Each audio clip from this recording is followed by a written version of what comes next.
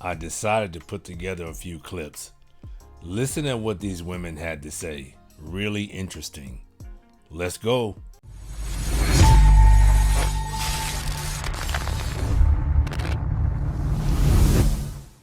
Ladies, recently I had an opportunity to talk to some of my male friends about why some men prefer regular ladies over independent women, women that make over $100,000 with good credit.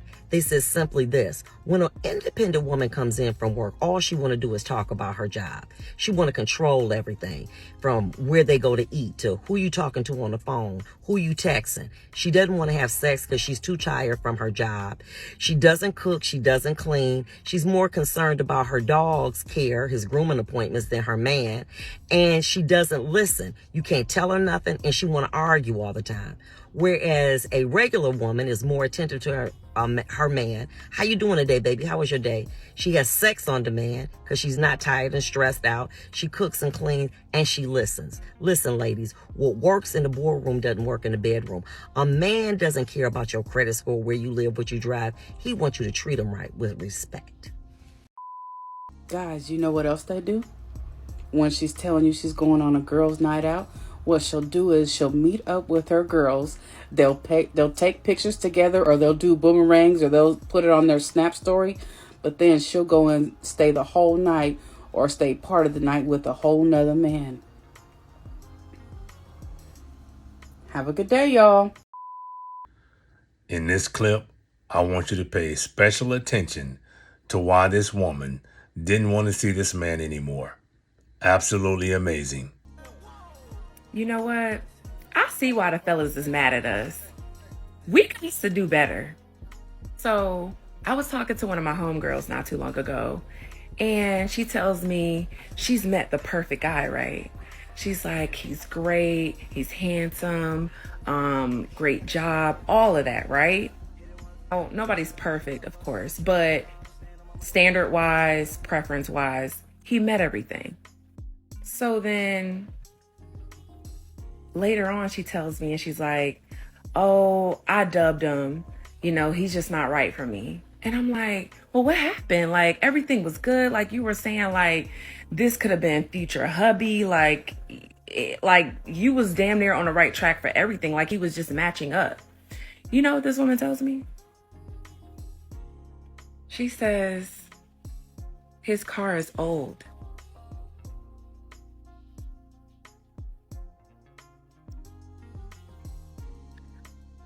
And I say, okay, what does that mean?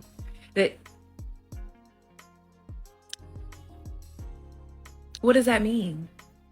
She's like, well, he's been in his career for 10 plus years. He should have a brand new car. He should have something from this year. Like, why don't you have a more expensive car? Sis, sounds like he doesn't have a car payment. Sounds like he doesn't have an extra $700-800 that he has to spend a month, or how much ever a car payment is.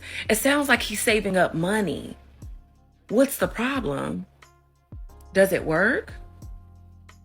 Does it have an auxiliary cord? Does it have heat and air conditioning? That's all I really care about. Do the windows go up and down? Has it passed the inspection? That's really all that counts. But you're worried about it being an old car? Really? You're gonna pass him up because his car is old? Just little shit like that explains why these men are sick of us. Because you could have a perfectly good guy with a good career. He takes care of himself. You know what I'm saying? Like, everything that you could ask for, and it's just not enough. But it's women like me that will love on y'all. I just want to let you know that. Okay? We are out here. Stop paying attention to the materialistic women. That's the only thing I can say to you, men. I had somebody ask me, how How do you get money out of men? And I like what I gotta say, but I'm gonna say it anyways. First things first, if you do not understand the value of that man, you don't deserve anything from him.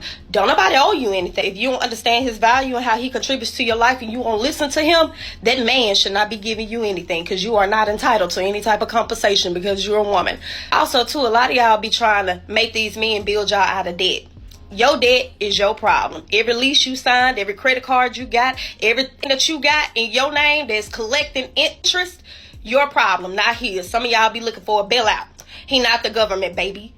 Y'all got to stop treating these men like ATMs, and then you try to decide when you want to play prostitute or not. Because if he start being disrespectful to you because you got a barcode on your body, you're going to feel some type of way and try to say you're more than just that.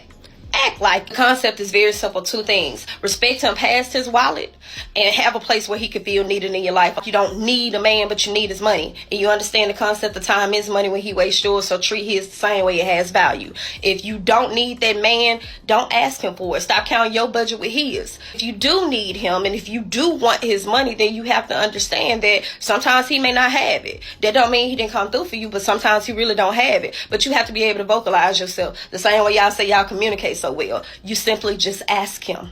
And when he does ask you if you need help, that's your opportunity to shine. Go ahead and let him know how he can come through for you. Okay, so I got shamed by two women because I said if my man who goes over and beyond for me to make my life very easy asks for sex, I don't deny him. Was told I don't owe him anything and proceed to ask if I feel like I have to cook for him too. I said yes.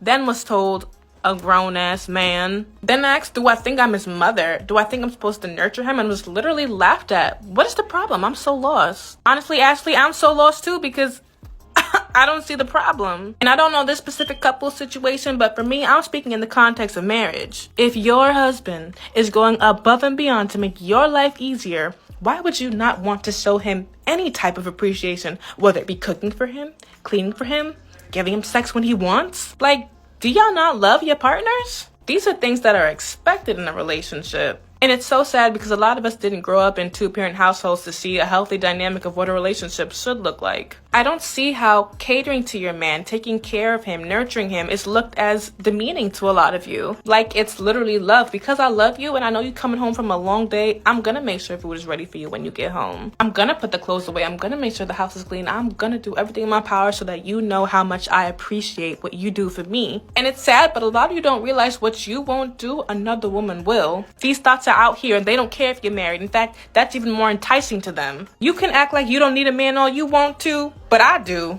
I need mine. It's hard out here as it is by yourself. There's nothing demeaning about catering to your husband.